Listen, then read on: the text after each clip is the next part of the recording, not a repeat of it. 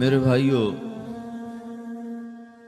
موت کے وقت انسان دو کیفیت میں ہوتا ہے۔ کچھ لوگوں کی روح ایسے نکل رہی ہوتی ہے کہ ان کے رگ رگ میں وہ پھنس رہی ہوتی ہے وَلَوْ تَرَى إِذْ يَتَوَفَّى الَّذِينَ كَفَرُوا الْمَلَائِكَةُ يَضْرِبُونَ وُجُوهَهُمْ وَأَدْبَارَهُمْ۔ کاش تم دیکھ سکتے وہ منظر جب اللہ کے فرشتے نافرمانوں کی روح کو نکال رہے ہوتے ہیں تو ان کے منہ پہ بھی مارتے ہیں، ان کی کمر پر بھی مارتے ہیں۔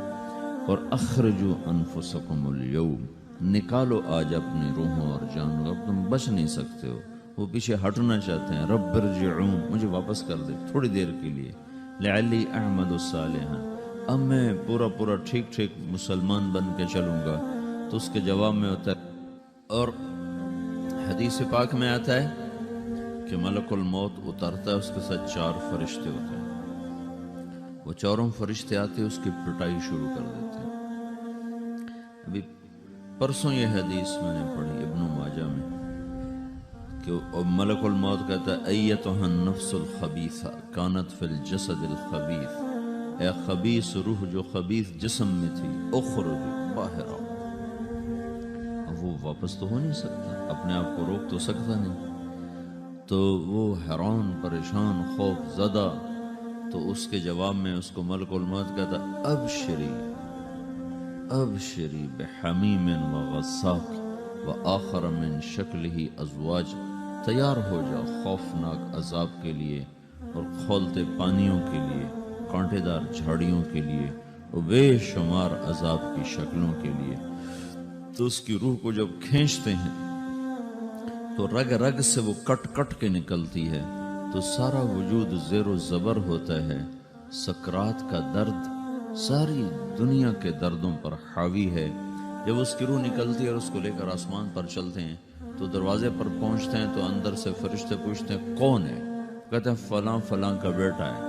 کا نفس خبیثہ فی الجسد الخبیث، یہ تو وہی بدماش ہے جو بدماش جسم میں تھا، یہ وہ بدبخت روح ہے جو بدبخت جسم میں تھی، اس کے لیے آسمان کے دروازے نہیں کھول سکتے، اسے واپس کر دیا جائے۔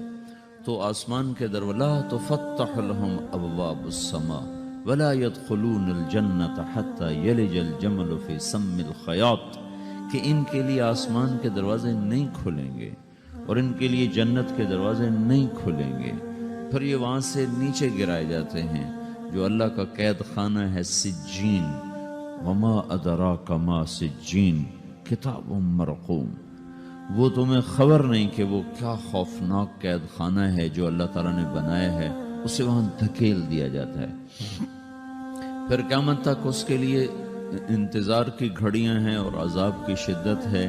اور جب کوئی نیک آدمی اللہ تعالیٰ کے دربار میں جانے کا اس کا وقت آتا ہے تو اللہ تبارک و تعالیٰ فرماتے ہیں ان الذین قالوا ربنا اللہ ثم استقاموا تتنزل علیہم الملائکة الا تخافوا ولا تحزنوا وابشروا بالجنة التي كنتم توعدون نحن اولیاؤکم فی الحیاة الدنیا وفی الآخرة ولکم فیہا ما تشتہی انفسکم ولکم فیہا ما تدعون نزل من غفور الرحیم۔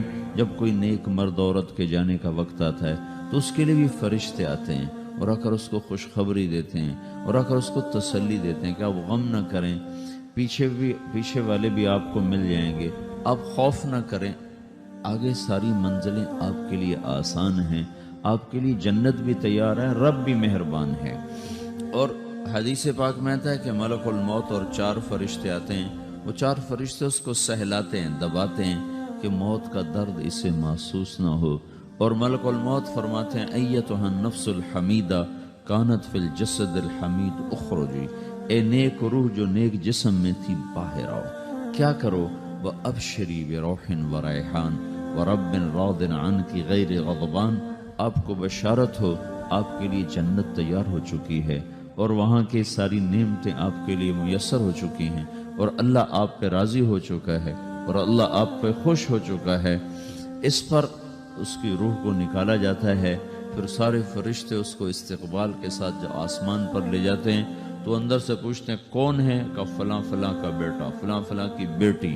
کہتے ہیں نفس حمیدہ فی جسد حمید، یہ تو نیک روح تھی جو نیک جسم میں تھی، مرحباً بہی، اس کو ہم سب استقبال کس کا کرتے ہیں، اور ایک دم آسمان کے دروازے کھلتے ہیں، پھر وہ پہلا، دوسرا، تیسرا، چوتھا سارے آسمان پار کرتا ہوا اللہ پاک کے عرش کے نیچے کے جا کر، مرد ہے یا عورت، وہاں جا کر سجدے میں سر رکھتا ہے، اور اللہ تعالیٰ فرماتے ہیں ہاں اس نے ہمیں خوش کیا، ہم اسے خوش کریں گے، اور اس کو عافیت کے ساتھ وہاں آسمان میں، پہلے آسمان سے لے کر اللہ کے عرش تک یہ سب ویٹنگ روم بنے ہوئے، جہاں اللہ اپنے اپنے درجات کے مطابق جنت والوں کو ٹھہراتا ہے، اور وہ انتظار گاہ ہے، اور وقت ختم ہو جاتا ہے، لہٰذا انتظار کی جو تکلیف ہے وہ بھی ختم ہو جاتی ہے، وقت ختم تو انتظار کا احساس ختم، اور ٹائم کے گزرنے کا احساس ختم۔ تو جیسے اصحاب کہف کو اللہ نے غار میں داخل کر کے، تو غار کے اندر سے وقت کو نکال کے باہر پھینک دیا، باہر 300 سال گزرے، اندر آدھا ہی دن گزرا تھا۔ وہ جب اٹھے ہیں تو وہ 25 برس کا نوجوان 325 سال کا ہو کے نہیں اٹھا، وہ 25 سال کی عمر میں اٹھا ہے، نہ ناخن بڑا ہے، نہ مونچھیں بڑی ہیں، نہ ان کی داڑیاں لمبی ہوئی ہیں، جو تو زندہ تھے، مر نہیں گئے تھے، تو زندہ کے تو بال بھی بڑھتے ہیں، ناخن بھی بڑھتے ہیں، لیکن وہ اس طرح اٹھے کہ 300 برس گزر گئے، اور 25 برس کا نوجوان 25 سال کی عمر میں اٹھا ہے، 20 برس کا 20 برس کی عمر میں اٹھا ہے، اور وہ کہنے لگے کم لبثنا، بھئی کتنا ٹھہرے ہیں، تو یومن او بعض یومن، لگتا ہے کوئی دن، آدھا دن ٹھہرے ہیں۔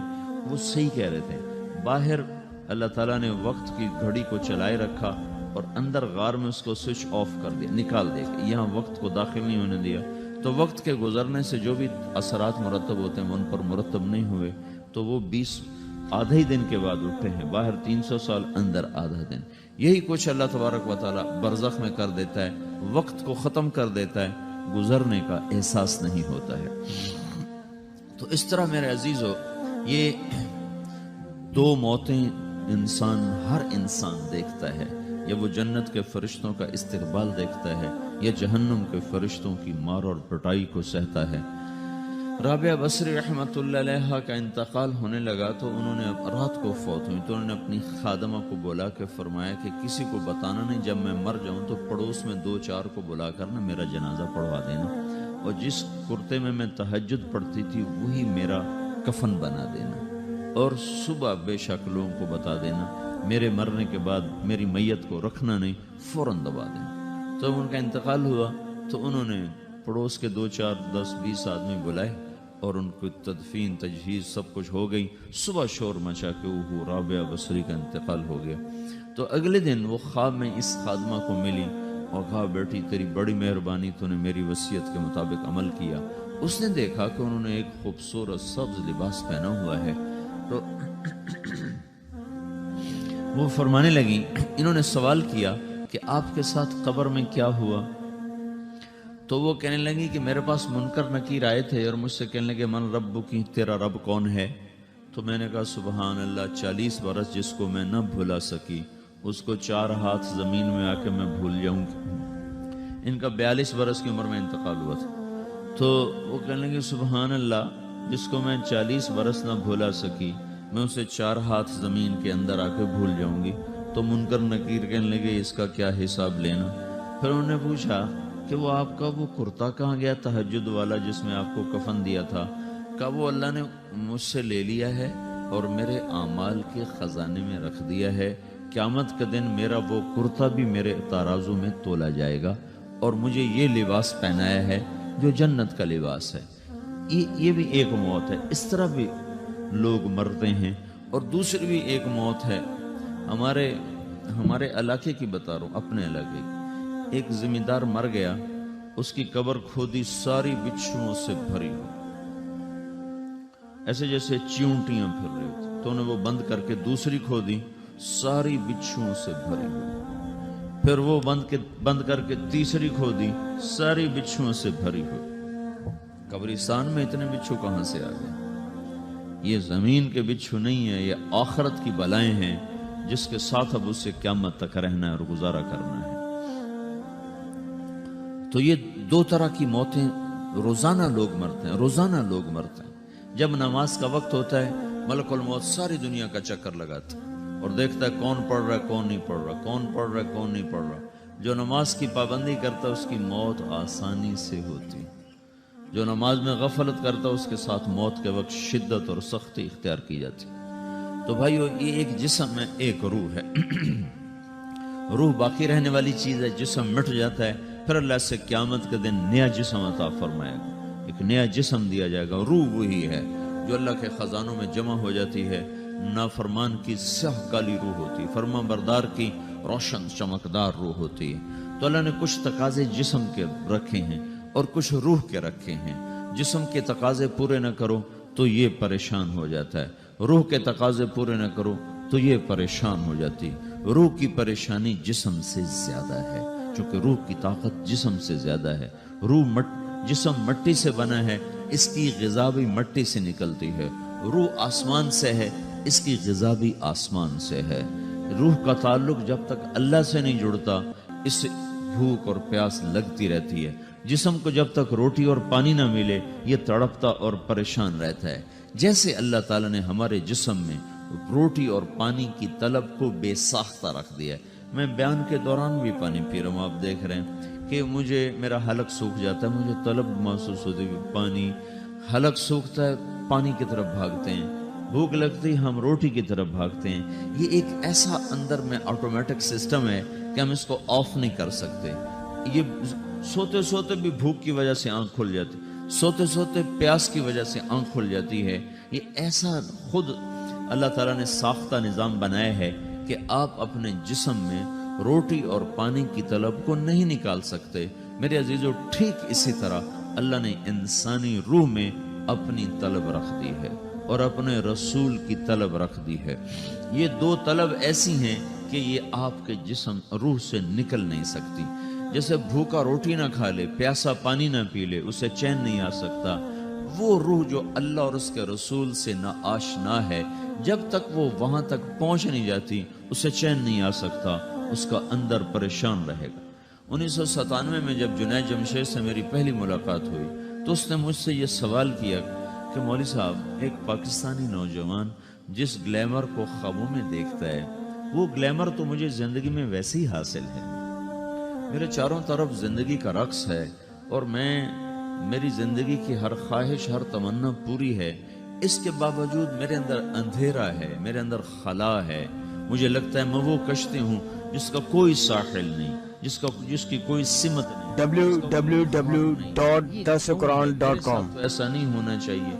ایک عام لڑکا تو کہتا ہے ہائے کاش یہ ہوتا، اس کو وہ نہیں ہو رہا تو پھر وہ پریشان ہے، ہائے یہ ہوتا، ہائے وہ ہوتا۔ تو میں تو ہائے نہیں کرتا ہوں، میری تو ہر لذت اور خواہش میرے سامنے تشتری میں سجا کے پیش کی جا رہی۔ میں کیوں ایسا کر رہا ہوں؟ میں ہائے ہائے کیوں کر رہا ہوں؟ میرا اندر ویران کیوں ہے؟ میرے اندر میں خلا کیوں ہے؟ یہ وہی خلا ہے کہ وہ روح کی پیاس کو شراب میں بجھانا چاہتا ہے، وہ روح کی پیاس کو لڑکی میں بجھانا چاہتا ہے، وہ روح کی پیاس کو موسیقی سے بجھانا چاہتا ہے، وہ روح کی پیاس کو دنیا کی رعنائیوں میں 5 اسٹار ہوٹلوں سے بجھانا چاہتا ہے۔ روح کیا جانے روٹی کیا ہے، شراب کیا ہے، پانی کیا ہے، عورت کیا ہے، موسیقی کیا ہے، گھنگرو کیا ہے، پائل کیا ہے، چھنکار کیا ہے، روح کو ان چیزوں کی کیا خبر؟ امریکہ میں ہماری ایک جماعت تھی تو 4 لڑکے 2 لڑکیاں، 4 لڑکیاں 2 لڑکے مسلمان ہیں۔ تو ایک لڑکے کا نام رکھا تھا ابراہیم، اور اس کو جب پڑھایا نا کلمہ، انہوں نے کہا ہائے، انہوں نے کہا ہائے، اور دونوں ہاتھ یہاں رکھے سینے پر، دل پر، کہا ہائے۔ تو ہمارے ساتھی ہیں ڈاکٹر اختر، وہ کہنے لگا کیا ہوا کیا ہوا؟ کہنے لگا جب سے ہوش سنبھالا یہ جگہ خالی تھی، یہ تیرے کلمہ پڑھانے پر بھر گئی ہے کہ میری خوشی سے ہائے نکل گئی۔ یہ جگہ خالی رہے گی، یہاں شراب نہیں پہنچ سکتی، یہاں نغمہ اور موسیقی نہیں پہنچ سکتے، یہاں تالے لگے ہوئے ہیں، یہاں تک کوئی آواز نہیں جا سکتی۔ دل کے تاروں پر ایک ہی نغمہ چڑھ سکتا ہے اور وہ اللہ کی یاد کا ہے اور اللہ کی محبت کا ہے اور اللہ کے رسول کی محبت کا ہے۔ باقی کوئی مضراب ایسا نہیں جو ان تاروں کو چھیڑ سکے، باقی کوئی چیز، آواز ایسی نہیں جو دل کی دنیا پر جا کر دستک دے سکے۔ یہاں بند دروازے ہیں، یہاں صرف اللہ پہنچے گا، اللہ کے رسول کا تعلق پہنچے گا، باقی کوئی چیز یہاں نہیں جا سکتی۔